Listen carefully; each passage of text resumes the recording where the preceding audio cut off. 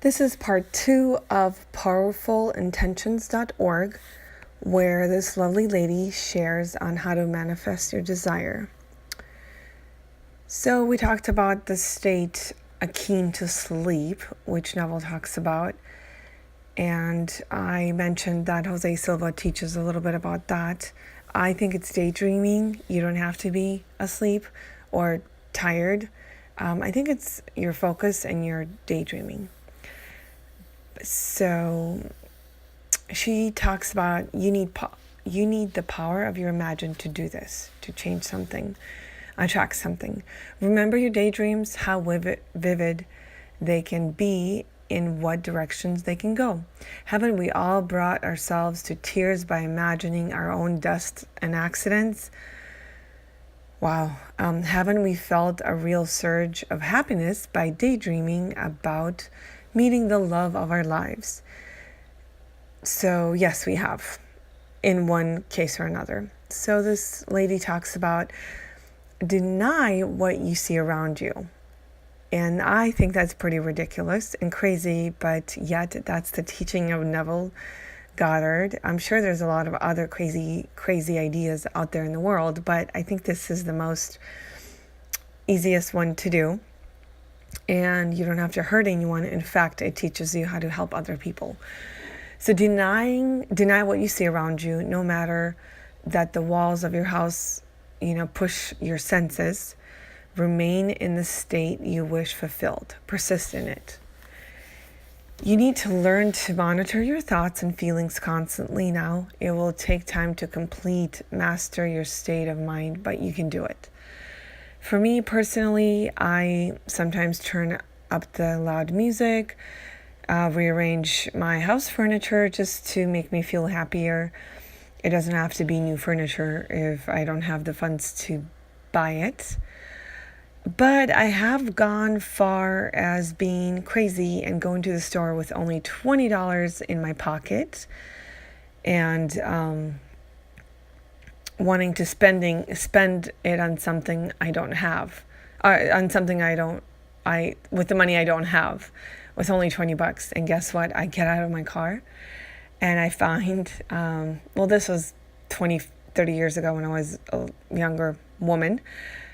And I find $83 in the parking lot. The wind was blowing the money towards me. Yeah, that was pretty crazy. I had that crazy faith when I was younger, which I'm practicing using it now. On a side note, this is a side note from powerfulintentions.org.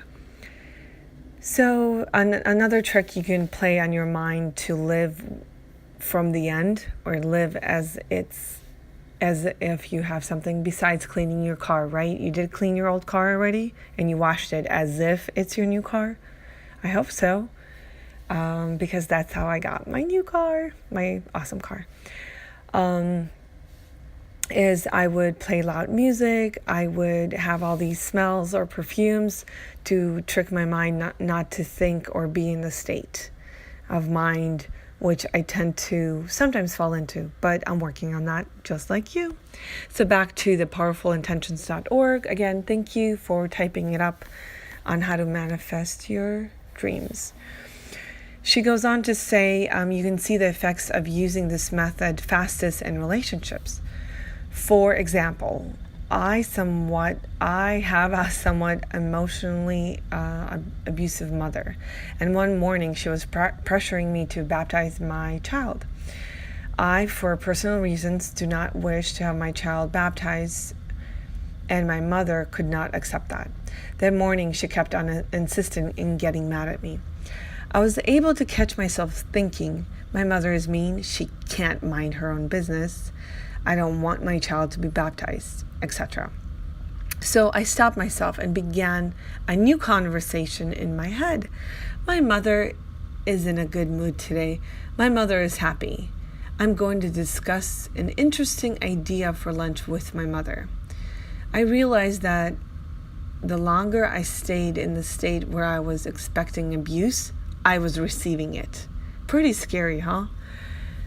So as soon as I changed to a state in which I was expecting a pleasant conversation, I was experiencing it. And believe me that in the past, a conversation like that with my mother could have led to a 3-day long battle at home. And I think some of us have experienced that. So, on a side note, watch what you think and take charge of those conversations, right? Discipline them. She goes on to say, my parents have also had a very bad relationship with each other for a very long time. I accept that I am responsible for their arguments, the strain in their relationship, because in my mind, I have lived in a state of dislike for both my parents. And I have grown up believing that relationships are full of landmines. Ooh, yeah. If you believe, you're going to get it. Just like it says, if you believe, you're going to get it. And because, like most humans, I secretly like to cause myself pain, because then I feel as if I am in the center, I am the central character in a story or a movie, and things happen to me. I try to feel bad to feel good. Sounds like she went through a lot. So I've found that when I notice my dad becoming irritable, if I shift my state of mind to expect a pleasant evening full of laughter, it diffuses his irritability. Normally, a slight irritability in my mom or dad would have led to a full-blown fight at home with someone screaming and someone crying. Ooh, I need to work on my deep-seated beliefs and pinpoint exactly what is the pattern in my head that is causing such a problem with my parents. Well, I think when she talks about work on her deepest seated beliefs, yes, those are bad beliefs. And if you keep them in your subconscious mind, they are going to lead to you thinking about terrible things. But you can change them with your thoughts or feelings by using the law of reversibility, which Neville Goddard talks about.